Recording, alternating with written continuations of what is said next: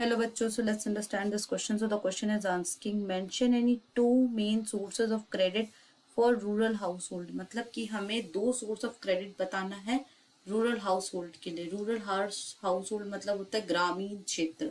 तो चलिए इसे की कंसेप्ट को समझते हैं. तो यहाँ पे हमारा की कंसेप्ट होगा source of credit in rural house hold. अभी तक हम अर्बन्स के बारे में बात कर रहे थे, लेकिन अगर हम ग्रामीण क्षेत्रों के बारे में बात करें तो कई जगह कई फैसिलिटीज वहां अवेलेबल नहीं होती है. तो उस केस में उन्हें पैसे कैसे मिलते हैं? तो सबसे पहले है मनी लेंडर्स.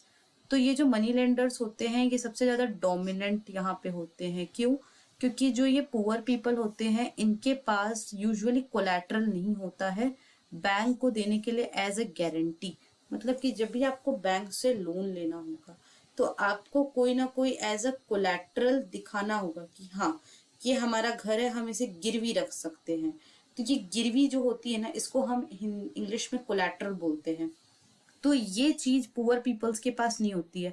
बट ये मनी लेंडर्स जो होते हैं वो बड़े ही चालाक होते हैं. वो बोलते हैं कि आप ले लीजिए पैसा, हम आपको कोलेट्रल और ये सब की कोई जरूरत ही नहीं पड़ेगी और रेट ऑफ इंटरेस्ट भी बहुत कम होगा.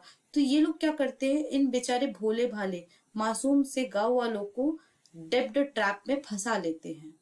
मतलब कि आपका इन्हें हायर इंटरेस्ट पे इस तरह से फंसाना कि ये लोन देते ही रहे देते ही रहे देते ही रहे जिंदगी भर.